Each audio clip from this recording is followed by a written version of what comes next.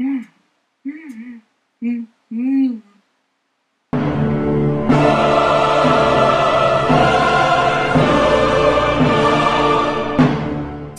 C'est bien de la merde. Bon, donc aujourd'hui, on va parler de cul. Yes! T'as entendu, Biboun? On va parler de cul. De cul. Mais non, on va parler de fessier le muscle, t'es con toi aussi. Déjà, des grosses fesses, c'est composé de 3 muscles principaux.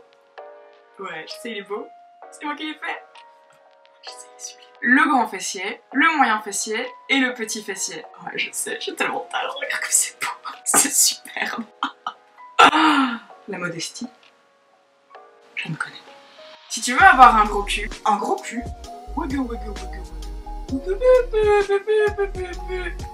déjà il va falloir prendre du volume en muscle. Et pour ça, bah il va falloir le défoncer sa grand-maman. Et c'est pas avec des programmes 30 jours squat à la maison que tu vas faire mal à tes glorieuses fesses. Déjà, tu arrives à te lever d'une chaise.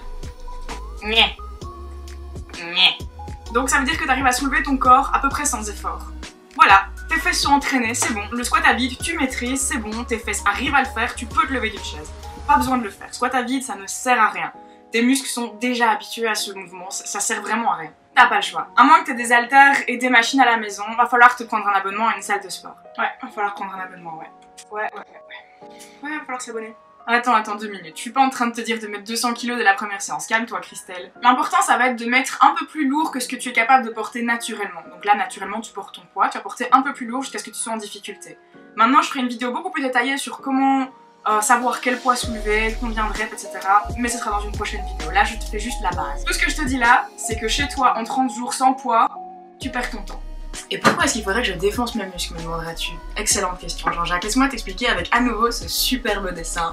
Magnifique, incroyable, c'est une œuvre. C'est un chef-d'œuvre, oui, je sais. Arrête tes compliments, je ne sais plus où mettre. Alors, en gros, quand tu fais un mouvement auquel ton muscle est déjà habitué, du type lever le bras, te lever de ta chaise par exemple, il se passe pas grand-chose. Ton muscle est habitué à le faire, donc il va juste exécuter ce mouvement et c'est tout. Mais si tu viens imposer à ton muscle un effort auquel il n'est pas habitué, pour lequel il n'est pas déjà entraîné, comme par exemple avec une charge trop lourde, eh bien il va se déchirer un petit peu de partout sous l'effort. Donc ça c'est la première étape. Tu vas à la salle, tu fais tous tes exercices, tu te défonces les fesses, puis tu rentres chez toi tranquillement, tu manges ton petit poulet, tu vas faire dodo. Et c'est seulement là que la magie va opérer. Les protéines que tu vas manger tout au long de la journée, et surtout celles que tu vas manger dans la demi-heure qui suit ton entraînement, vont aider ton muscle à se réparer. Elles vont aller combler les petites fissures. Mais ces petites fissures, comme j'ai dit, ne vont pas se refermer totalement. Elles vont laisser comme une fine cicatrice à chaque fois, et c'est ça qui va faire prendre du volume à ton muscle. Et ça se passe pendant ton sommeil. En gros, ce que j'essaie de te dire, c'est que ton entraînement c'est super important, mais il n'y a pas que ça qui compte. Un bon entraînement qui n'est pas accompagné d'une diète appropriée et d'un repos suffisant et de qualité n'apportera pas les résultats recherchés. Voilà, tu as les bases. Maintenant tu te doutes bien que c'est encore un tout petit peu plus compliqué que ça. Enfin. Une bonne diète c'est quoi?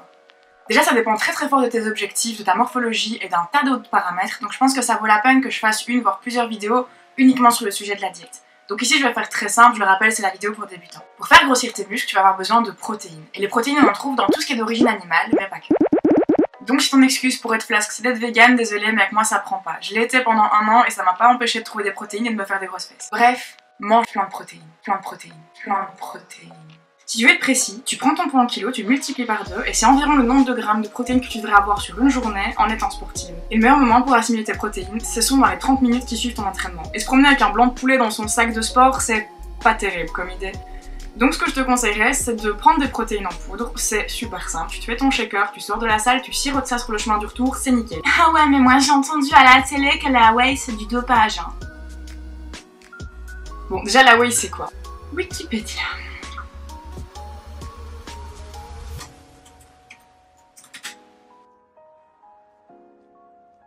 La protéine de lactoséum, entre parenthèses whey protein pour les anglophones, est un mélange de protéines extraites du petit lait. Je bois pas de lait mais imagine que c'est du lait. Donc quand tu bois du lait, tu te dopes. Donc déjà dire que de la whey égale de la protéine en poudre, c'est caca. Tu ne le dis plus jamais parce que la whey c'est une des centaines de types de protéines en poudre disponibles sur le marché. Et apparemment dans la mienne il y a même des protéines de chanvre. Et aucune des protéines en poudre que tu pourras trouver sur le marché classique n'est du dopage. Aucune. Monsieur tout le monde mange tous ces aliments-là, mais il mange aussi les glucides et les lipides qui vont avec. Là, on a juste extrait la protéine de l'ingrédient en question et on te la met en poudre, c'est tout. Donc par exemple, si c'est de la protéine de lait, en l'occurrence, on va extraire la protéine de lait et laisser tout le reste, tout ce qui ne nous intéresse pas.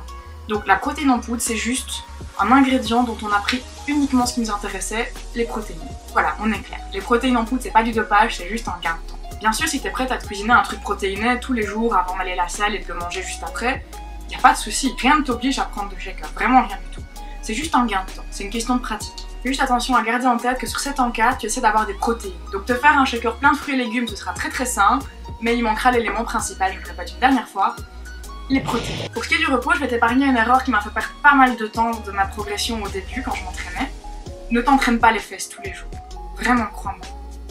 2 fois par semaine, c'est amplement suffisant. À la limite 3 si t'as un bon ressenti et que tu le sens bien en allant à la salle 3 par semaine pour tes fesses.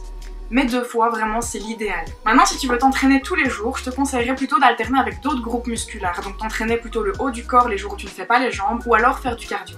Et surtout, dors suffisamment tous les jours. Voilà, pour les bases, je crois qu'on y est. Maintenant, je peux pas tout expliquer en une seule vidéo, sinon ça entrerait dans la catégorie long métrage. Je vais être obligée de me limiter pour cette fois-ci. Ce n'est que le début de la chaîne, j'espère avoir le temps de t'apprendre tout ce que je sais, étape par étape, au fur et à mesure des vidéos. Déjà, je peux te promettre une vidéo sur mes propres entraînements, sur les exercices que je fais, avec les exercices... les muscles sa cible, les charges que j'utilise et le nombre de répétitions. Et d'ici là, eh ben moi je te fais des gros poutou.